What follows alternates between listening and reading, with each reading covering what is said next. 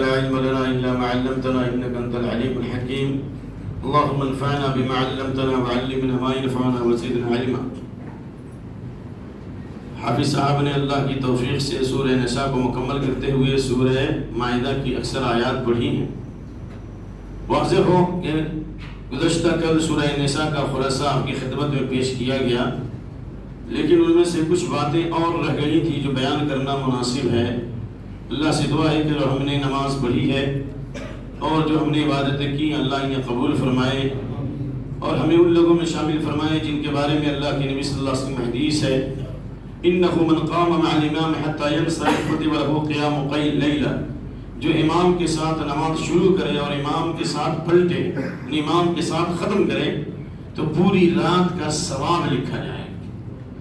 بڑی فضیلت کی بات ہے۔ سورہ نساء میں آیت میراث جو آیت نمبر 12 اور 13 میں اللہ نے میراث کے احکام و مسائل بیان فرمائے ہیں، اس سے متعلق اللہ تعالیٰ نے حکم دیا کہ میراث کی تقسیم سے پہلے 3 چیزوں کا ہونا ضروری ہے۔ نمبر 1، میت کے مال سے تجہیز و تکفیر جو کل آپ نے سنا۔ نمبر 2، قرض کی ادائیگی۔ اور قرض کی 2 قسم ہے، یہ بتانا بھول گیا تھا۔ ایک وہ قرض جو بندوں کے ہیں، لین دین ہے لوگوں سے، تو وہ قرضہ ادا کیا جائے گا۔ اگر قرض مال کم ہے اور قرض زیادہ ہے تو جتنا مال ہے اس سے قرضہ ادا کیا جائے گا، اور جو باقی رہ جائے گا یا تو اس کے وارثین جو رشتہ دار ہیں مالدار وہ ادا کریں گے، یا نہیں تو بیت المال سے ادا کیا جائے گا۔ یا یہ کہ جس کا قرض تھا یا جس نے قرض دیا تھا قرض خواہ، وہ چاہے تو معاف کر دے۔ قرض دوسرے قرض کی جو قسم ہے، جو پہلے نمبر پر، وہ اللہ کا قرض ہے، اور اللہ کا قرض یہ ہے کہ وہ مالدار تھا اور اس کے اوپر حج فرض تھا اور حج نہیں کر سکا، تو اس کے مال کی تقسیم اس وقت تک جائز نہیں ہوگی جب تک کہ اس کے مال سے اس کا حج اور عمرہ نہ کر لیا جائے۔ اس لیے کہ اس بارے میں مختلف حدیثیں موجود ہیں مختلف انداز میں۔ بعض صحابیہ نے سوال کیا میری ماں کا انتقال ہو گیا، بعض نے کہا میری بہن کا انتقال ہو گیا اور اس نے حج نہیں کیا، تو کیا میں ان کے مرنے کے بعد اپنی ماں کی طرف سے حج کر سکتی ہوں؟ کسی عورت نے سوال کیا، یا اپنی بہن کی طرف حج کر سکتی ہوں؟ تو آپ نے فرمایا، واضح انداز ہے، ارأیتی لو كانت على امك دین اکنت قاضیته؟ قالت نعم، قال فدین اللہ حق بالوفاء وفی روایہ فدین اللہ حق بالقضاء۔ یہ بتاؤ کہ اگر تیری ماں پر کوئی قرضہ ہو تو اس کے مرنے کے بعد اس قرضے کو ادا کرے گی کہ نہیں کرے گی؟ تو کہا بالکل ادا کریں گے۔ تو کہا یہ بھی اللہ کا قرض ہے، جو اللہ کا قرض اس کے ذمے تھا کہ مال اتنا تھا کہ وہ حج کر سکتی تھی، وہ حج کر سکتا تھا اور اس نے حج نہیں کیا، لہذا اس کے اوپر جو اللہ کا قرض ہے وہ اس بات کا زیادہ مستحق ہے کہ وہ قرضہ ادا کیا جائے۔ اب اس مسئلے میں اختلاف ہے فقہاء کے درمیان معذرت کے ساتھ کہ اس کے اوپر حج بھی فرض ہے اور لوگوں کا بھی قرضہ ہے، تو کیا کریں گے؟ تو یا تو پہلے حج کریں گے یا اسے قرضہ ادا کریں گے۔ فقہاء میں اختلاف ہے۔ جنہوں نے کہا حج کریں گے وہ کہتے ہیں کہ فدین اللہ حق بالقضاء، اللہ کا قرض اس بات کا زیادہ مستحق ہے کہ اللہ کا قرض ادا کیا جائے، اور جو کہتے ہیں کہ نہیں پہلے بندوں کے حقوق ادا ہوں گے، کہتے ہیں کہ اللہ غفور رحیم ہے، بندوں کا حق جو حقوق العباد ہے اس لیے اس کو ادا کیا جائے گا۔ والعلم عند اللہ، جو چیز دلائل سے ثابت ہوتی ہے وہ یہی ہے کہ اس کا حج دوسرے رشتہ دار کبھی کر لیں گے، لیکن اگر اس پر بندوں کے حقوق ہیں تو اس کے مال سے بندوں کے حقوق کی ادائیگی ہوگی۔ اور اس کے بعد ہے وصیت، اور وصیت سے متعلق کئی حدیثیں آپ نے اس سے پہلے بھی سن رکھی ہے، لیکن وصیت سے متعلق اہم بات یہ بتانی ہے کہ وصیت وارث کے لیے نہیں ہوگی، غیر وارث کے لیے، اور وہ بھی وصیت 1/3 سے زیادہ نہیں کر سکتی۔ اور اگر کوئی آدمی جس کے لیے وصیت کرنا ضروری ہے، جیسے پوتے کے لیے جو بتایا یا دوسرے رشتہ دار وغیرہ، تو اس بارے میں حضرت عبداللہ بن عمر کی حدیث ہے کہ اللہ کے نبی صلی اللہ علیہ وسلم نے فرمایا ما حق امرئ مسلم وله شيء يريد ان يوصي فيه الا وصيته عند راسه قال فما مرت علي ليله منذ سمعت رسول الله يقول الا وصيته عند راسه رواه مسلم۔ جس مسلمان پر کسی کا حق ہے اور اس میں وہ اس کی وصیت کرنا چاہتا ہے، لین دین کو ادا کرنا چاہتا ہے، تو اسے چاہیے کہ اپنے معاملات کو لکھ کر کے اپنے سرہانے رکھے، اپنے تکیہ کے نیچے رکھے۔ کیوں تکیہ کے نیچے رکھے؟ اس لیے کہ مرنے کے بعد سب سے پہلے آدمی کا سر اٹھایا جاتا ہے تاکہ اس کے تکیہ کے نیچے نظر آئے کہ اس کے اوپر کیا حقوق ہے۔ حضرت عبداللہ بن عمر فرماتے ہیں جب سے میں نے اللہ کے نبی صلی اللہ علیہ وسلم کی حدیث سنی میں اپنا وصیت نامہ لکھ کر اپنے سرہانے رکھتا تھا۔ تو انشاءاللہ ہم نے سنا، انشاءاللہ ہم اپنے تمام معاملات کو اپنی ڈائری میں لکھ کر رکھیں یا اپنے موبائل میں ایک خاص کیا بنائے، ایک خاص گروپ رکھے نوٹ، اور اپنے لوگوں کو بتا دیں، یا نہیں تو اپنی ڈائری میں انٹر کریں، اپنے معاملات کو لکھ کر رکھیں، اس لیے کہ اللہ کے نزدیک یہ حقوق العباد دیوان دواوین و ثلاثہ، دواوین 3 طرح کے ہیں۔ ایک دیوان جو اللہ کے ساتھ ہے، اللہ اس کی کوئی پرواہ نہیں کرتا، گناہ و معصیت، اور ایک دیوان ہے جو اللہ کبھی معاف نہیں کرے گا، وہ شرک، اور ایک دیوان اور ایک وہ دفتر ہے، دیوان کے معنی دفتر، کہ جس کو اللہ نہیں چھوڑے گا جب تک بندوں کے حقوق ادا نہ کیا جائے۔ بہت ضروری ہے یا نہیں ہے؟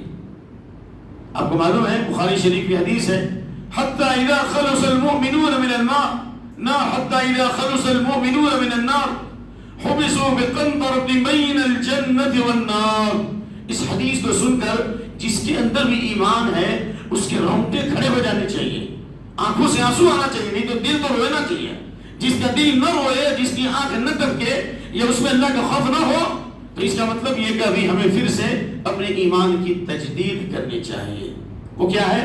حساب و کتاب میں پاس ہو گئے، اللہ اکبر، دائیں ہاتھ میں بھی نامہ اعمال مل گیا، پھر بریج سے گزرنا ہے، پولیس رات سے جو تلوار سے زیادہ تیز اور بال سے زیادہ باریک، اس بریج کو پار کرنے کے بعد بھی ابھی تک نجات خطرے میں ہو سکتی ہے۔ امام احمد سے پوچھا گیا مومن کو آرام کب ملے گا؟ تو کہا کہ جب تک کہ پہلا پاؤں جنت میں نہ پڑ جائے، پہلا قدم جب تک کہ جنت میں نہ داخل ہو تب تک کہ وہ پھنس سکتا ہے، تب تک وہ کسی مصیبت میں آ سکتا ہے۔ تو اسی طرح پل صراط پار کرنے کے بعد بھی ایمان والوں کو روک لیا جائے گا، سب کو نہیں روکا جائے گا، معاف کیجیے گا، سب کو نہیں روکا جائے گا، ان لوگوں کو روکا جائے گا جن کے بارے میں حدیث ہے فَيُقْتَصُ بَعْضُهُم مِّن بَعْضٍ، کسی کو مارا ہے، کسی کو گالی دیا ہے، کسی کی عزت پر حملہ کیا ہے، کسی پر کیچڑ اٹھانا ہے، کسی کی غیبت کی ہے، کسی کے بارے میں بیجا باتیں بیان کی ہے، کسی کے مال کو ہڑپا ہے، کسی کا خون بہایا ہے، اللہ کے نبی صلی اللہ علیہ وسلم فَيُقْتَصُ بَعْضُهُم مِّن بَعْضٍ، ایک دوسرے سے بدلہ لیا جائے گا، اور اگر اس کے بعد تھوڑے بڑے ہوں گے تب تو ٹھیک ہے، ورنہ اگر بڑا معاملہ ہوا تو ظالموں کی نیکیاں لے لی جائیں گی اور مظلوموں کی بدی اور ان کے گناہوں کو ان پر ڈال دیا جائے گا، اور یہ ان کی نیکی لے کر جنت میں چلا جائے گا، اور یہ اپنی تمام نیکیوں سے زیر ہو کر جہنم میں ذلیل و خوار ہو کر جائے گا، یہاں تک کہ جنت کے دروازے سے پکڑ لیا جائے گا۔ یہ بھی ہے کسی کتنی رسوائی کی بات ہے، کتنی ہم اپنی زبانوں کی حفاظت نہ کریں، اپنی نگاہوں کی حفاظت نہ کریں، اپنے مالوں کی حفاظت نہ کریں، امانت میں خیانت کریں، دوسری کی زمینوں پر غلط نیت کریں، وعدہ خلافی کریں، تو کیا حال ہوگا؟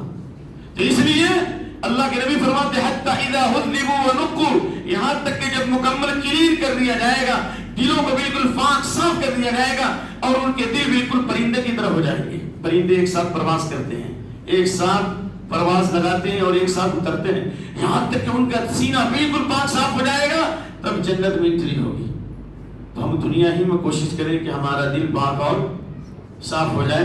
حضرت عبداللہ بن مسعود سے پوچھا گیا کہ آپ رمضان کا استقبال کیسے کرتے تھے؟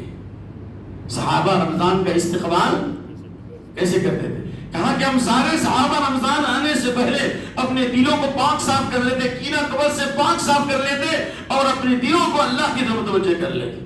یہ بہترین موقع ہے تقویٰ اور طہارت کا اور دلوں کی صفائی کا۔ چلیے، جو سورۃ النساء کے اندر جو آیات رہ گئی تھی ان میں سے یہ آیت الہجرہ بھی ہے، جس میں اللہ تعالیٰ نے اس بات کا ذکر کیا ہے کہ جب کفر کی سرزمین ہے اور کافروں کا غلبہ ہے اور وہاں آپ اللہ کی عبادت نہیں کر سکتے، توحید کی آواز بلند نہیں کر سکتے، تو ایسی صورت میں اس زمین سے ہجرت کرنا کیا ہے؟ فرض ہے۔ ان الذین توفاہم الملائکۃ ظالمی انفسهم قالوا فيما كنتم قالوا كنا یعنی اس میں سزا بتائی گئی ہے جو ایسی زمین پر جہاں اللہ کا نام لینا ان کے لیے گرا بھاری اور ہجرت نہ کریں تو فرشتے موت کے وقت ان کو سزا دیتے ہیں اور کہتے ہیں تم کس چیز میں تھے؟ کہا کہ ہم تو کمزور تھے، ضعیف تھے. تو کہا کہ کیا اللہ کی زمین وسیع نہیں تھی؟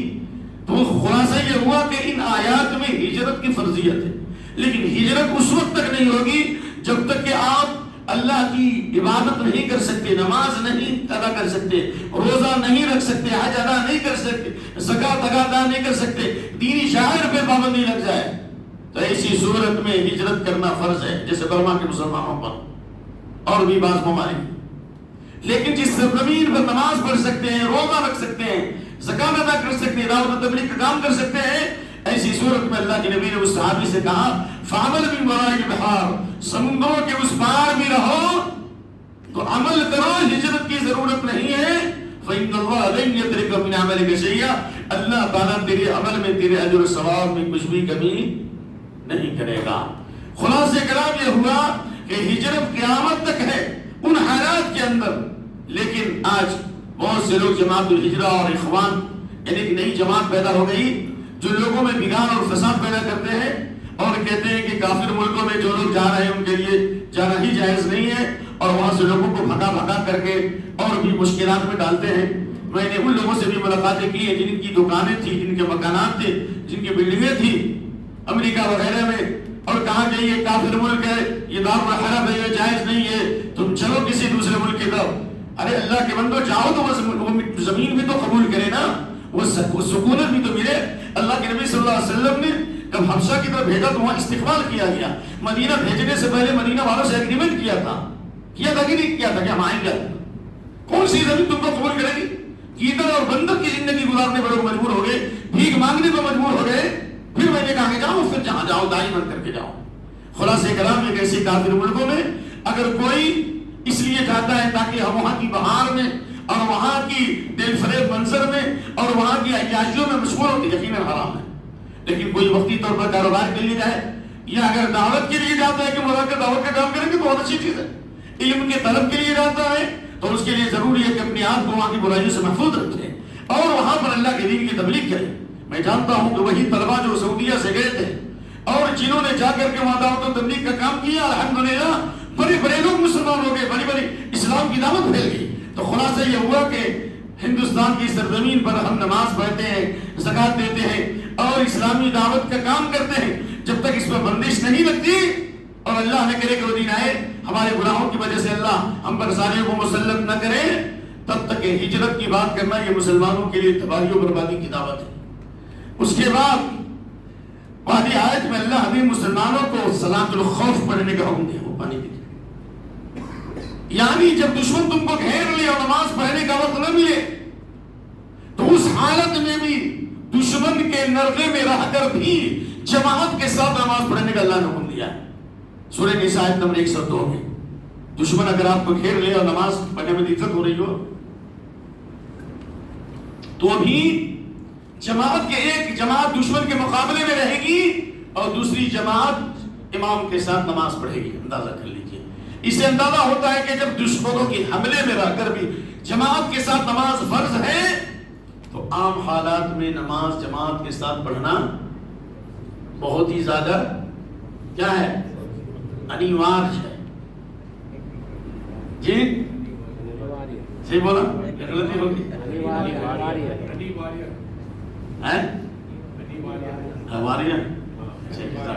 ہو سکتا ہے تلفظ کا فرق. جزاک اللہ.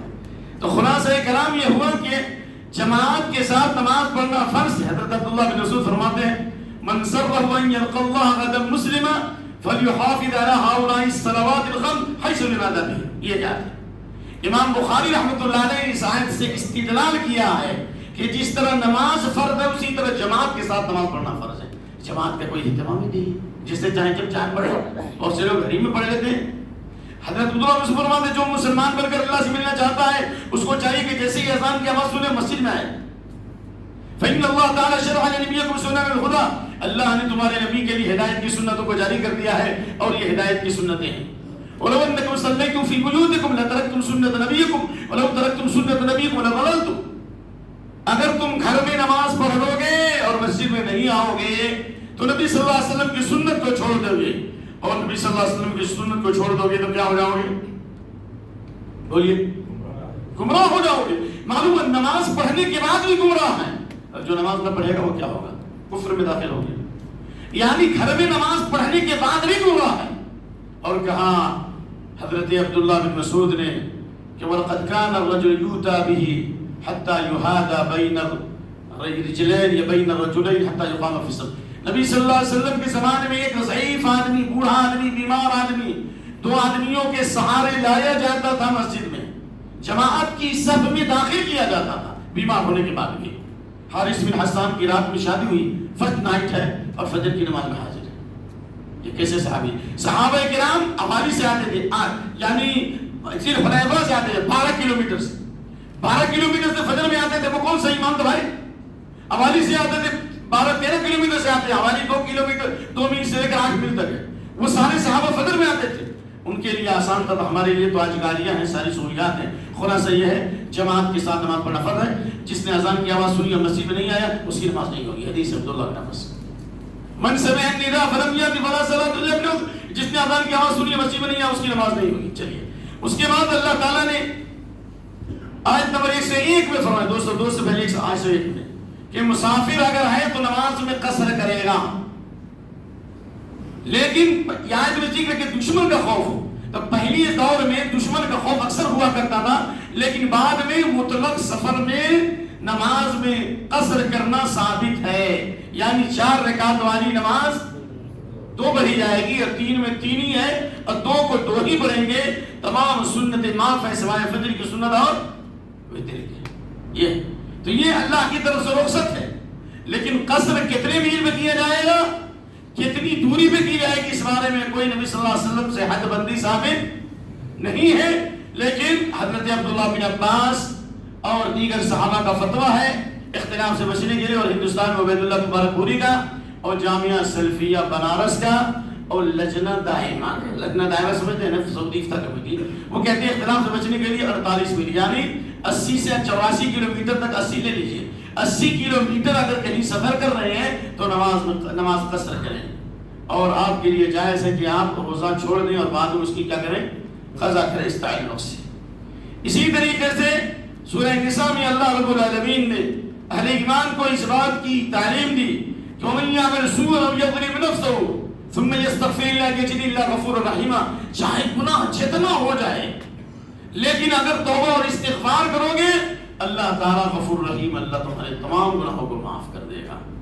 یہاں تک کہ شرک والا گناہ بھی اگر ہو گیا زمین سے آسمان تک اور وہ بھی توبہ کرے تو اللہ معاف کر دے گا، لیکن بندوں کے جو حقوق ہیں اور بندوں کے اوپر جو مظالم ہیں اور بندوں کے ساتھ جو بدہنی اور خیانت اور استہزاء اور مذاق ہے، اس کا بدلہ اللہ قیامت کے دن دلائے گا۔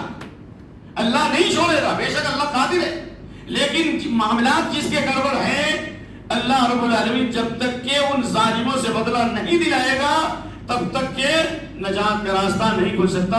اس حدیث کے لیے حضرت جابر نے مدینے سے شام کا 1 مہینے کا سفر کیا تھا، اور وہ حدیث ہم انشاءاللہ کسی درس میں بتائیں گے ضرور، لیکن اس میں یہ ذکر ہے کہ اللہ قیامت کے دن آواز لگائے گا کہ کوئی جنتی جنت میں نہیں جا سکتا، کوئی جنتی جنت میں نہیں جا سکتا جب تک کہ اس کے اوپر کسی جہنمی کا حق وہ نہ دلا دو، اور کوئی جہنمی جہنم میں نہیں جا سکتا جب تک کہ اس پر کسی جنتی کا حق وہ نہ دلا دو۔ حتی اللقمہ، اگر تماچا بھی مارا ہے تو وہ بدلہ دلائے گا اللہ تعالیٰ، یہاں تک کہ سنگ والی بکری نے بغیر سنگ والی بکری کو مارا ہے اس سے بھی بدلہ دلایا جائے گا۔ حدیث انشاءاللہ اس کی وضاحت کی جائے گی۔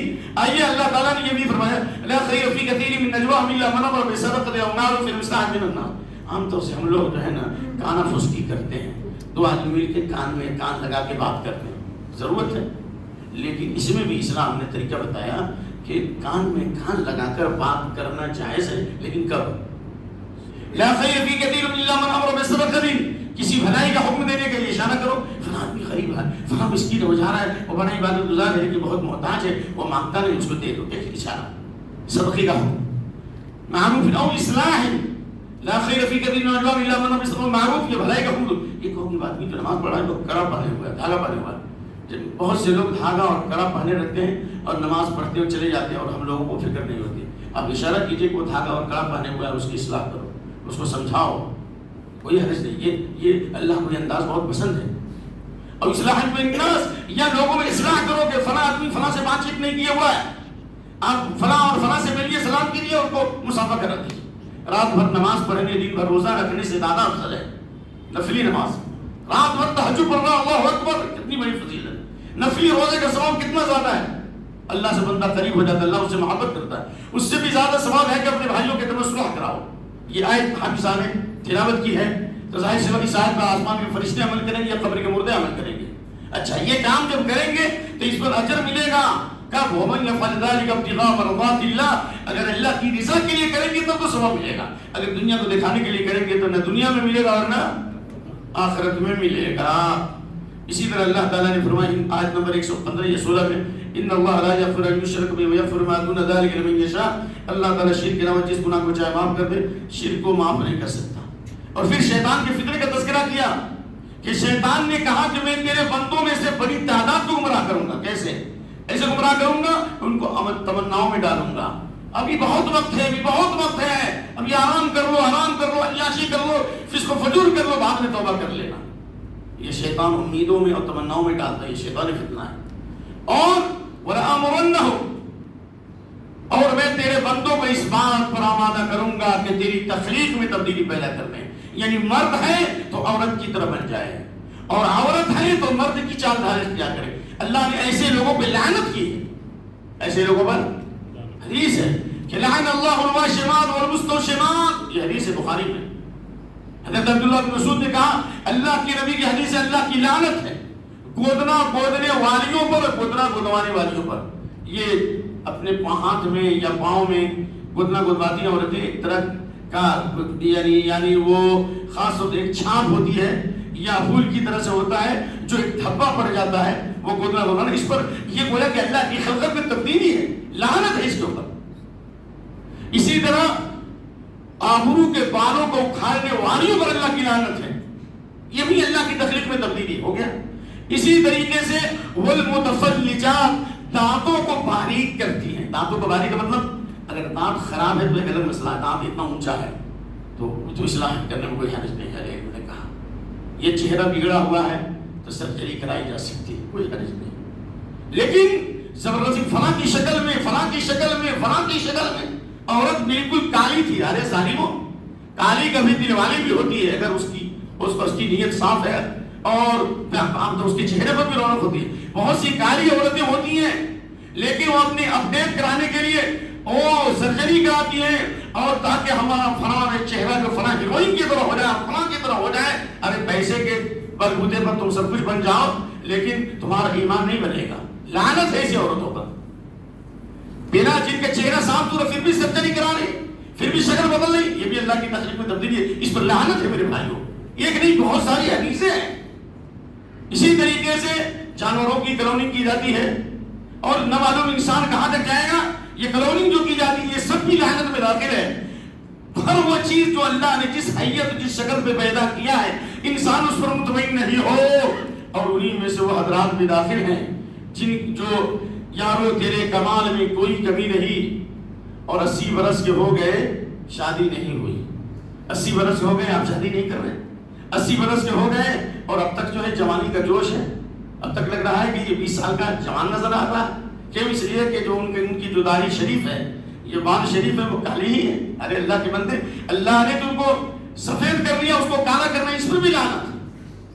ہاں آپ کالے کلر کے علاوہ کوئی بھی کلر کیجیے, اب یہ موضوع نہیں ہے ہم کو کہ ہم ڈیٹیل میں جائیں, لیکن اوریجنل کالا جو کرتے ہیں یہ بھی اللہ کی تخلیق میں تبدیلی پیدا کرنا ہے, اس سے بچا جائے. انشاءاللہ پھر کبھی اس پر ہم تفصیلی روشنی ڈالیں گے.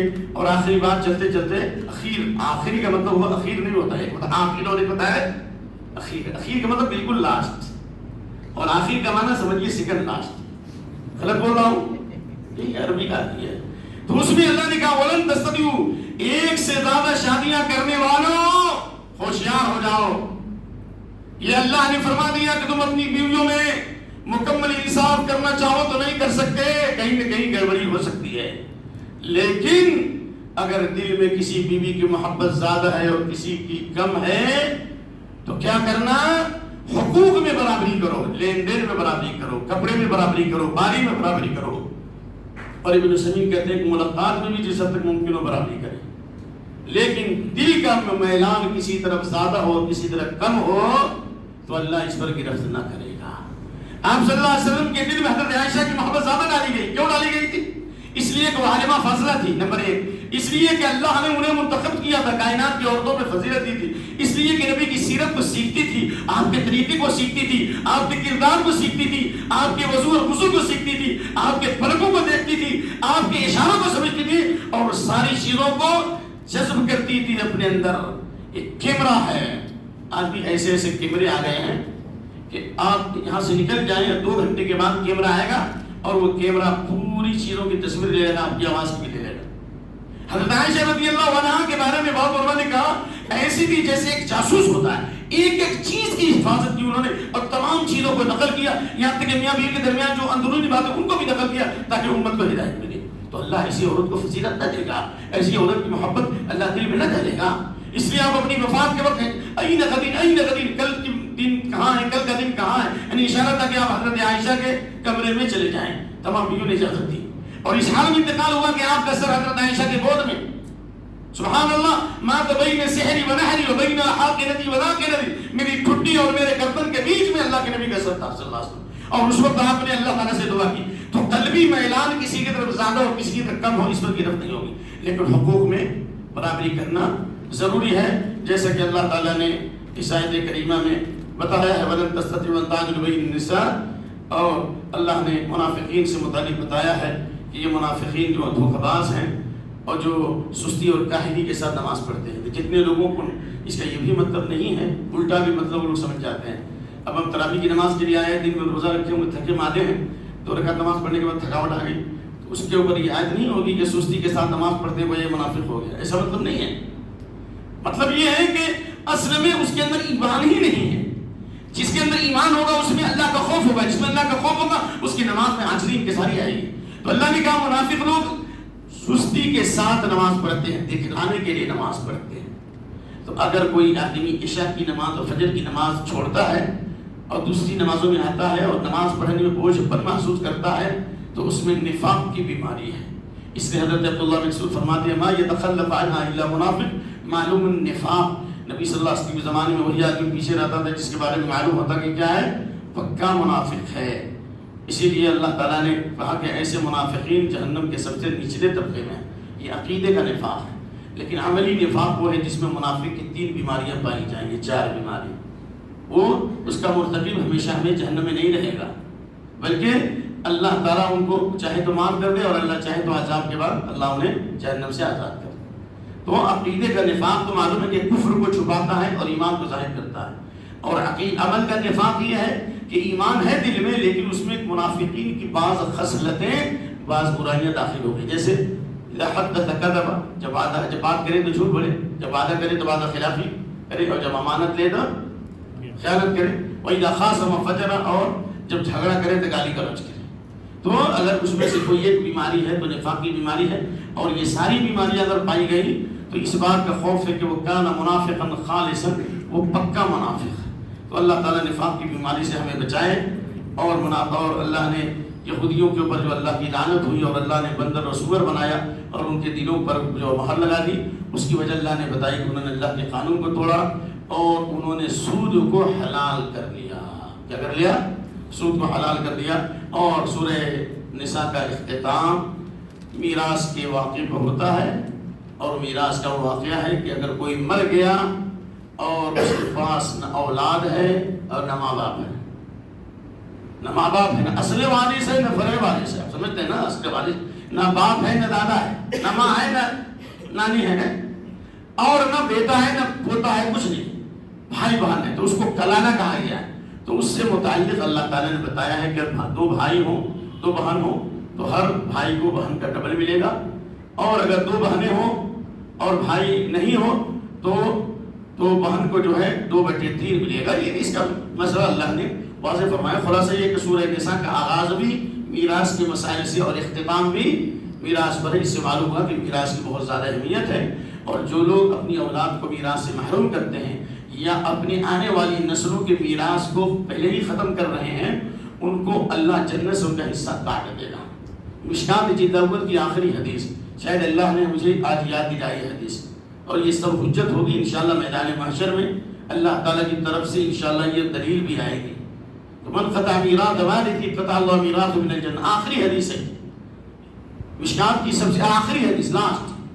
جس نے اپنے وارث کے میراث کو کاٹ دیا، جو حصہ پانے والا اس کا حصہ آپ نے بیچ دیا دنیا میں، یا آپ کھا گئے، یا آپ نے پورا مال اللہ کی راہ میں دے دیا اور اپنے وارث کو میراث سے محروم کر دیا. جس نے اپنے وارث کو میراث سے کاٹ دیا، اللہ جنت سے اس کا حصہ کاٹ دے گا. یاد رکھیے. اور یہ روایت بالکل اتھینٹک روایت ابن ماجہ کی مشکات جلد اول کی سب سے آخری حدیث ہے. یہاں تک کہ میں نے باب بلال پر یہ بھی سنا کہ ایک آدمی پوری زندگی جنت کا عمل کرتا ہے، اس کے درمیان اور جنت کے ایک ہاں کا فاصلہ ہوتا ہے، لیکن مرنے سے پہلے جہنمی کا عمل کرتا ہے اور جہنم میں داخل ہو جاتا ہے. یہ حدیث معلوم ہے نا.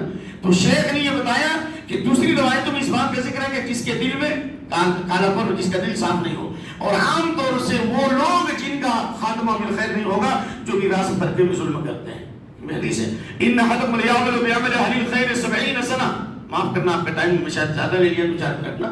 ایک آدمی 70 سال خیر کا عمل کرتا ہے، کتنے سال، لیکن فحاف فی وصیتی، میراث میں وصیت میں ظلم کرتا ہے. جس کو جو وارث نے اس کو وارث بنایا، جو وارث نے اس کو محروم کر دیا، یعنی ظلم کیا اس میں. فیختم له به، اس کی وجہ سے اس کا خاتمہ خیر پہ نہیں ہوتا بلکہ اس کا خاتمہ شر پہ ہوتا ہے. اور ایک آدمی پوری زندگی 70 سال شر کا عمل کرتا ہے لیکن میراث میں عدل اور انصاف کرتا ہے، وصیت میں عدل اور انصاف کرتا ہے، اس کی وجہ سے اللہ اس کا ایمان پر خاتمہ فرماتا ہے. اللہ تعالیٰ کو گواہ بناتا ہوں کہ میں نے یہ روایت، میں نے تفسیر ابن کثیر سے پڑھی، مصنف ابن الرزاق کے حوالے سے، اور اس روایت کی تائید بہت ساری صحیح روایتوں سے ہوتی ہے. اس لیے اللہ سے دعا ہے کہ اللہ ہم سب کے عقیدے کی اور فکر کی اور منہج کی اور اعمال کی اصلاح فرمائے، اور حق سیکھنے کی، سکھانے کی، سمجھنے کی اور سمجھانے کی توفیق عطا فرمائے.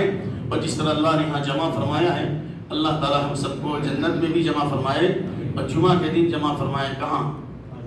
جنت کی بازار میں. یہ کون دعا کرتے تھے؟ حضرت ابو ہریرہ رضی اللہ عنہ کی دعا پر کہ اللہ ہم سب کو جنت میں بھی جمع فرمائے، میدان محشر میں بھی جمع فرمائے، اور جنت کی بازار میں جمعہ کے دن جمع فرمائے.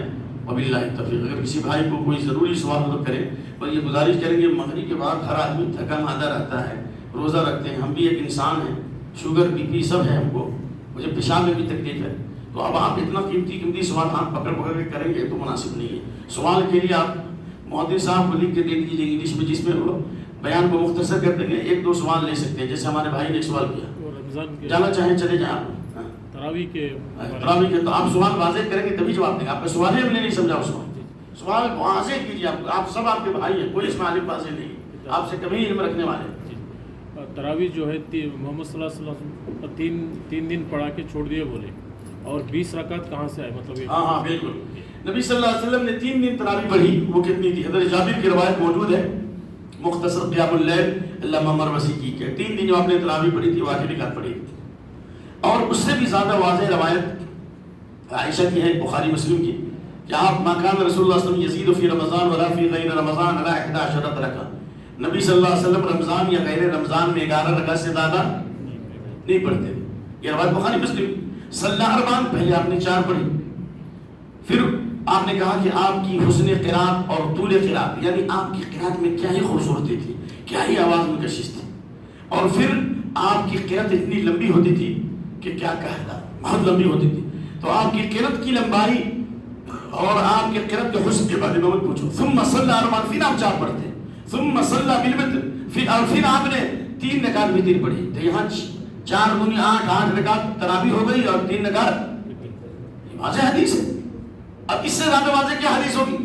چلیے اب رہا مسئلہ کہ حضرت 20 آیا کہاں سے.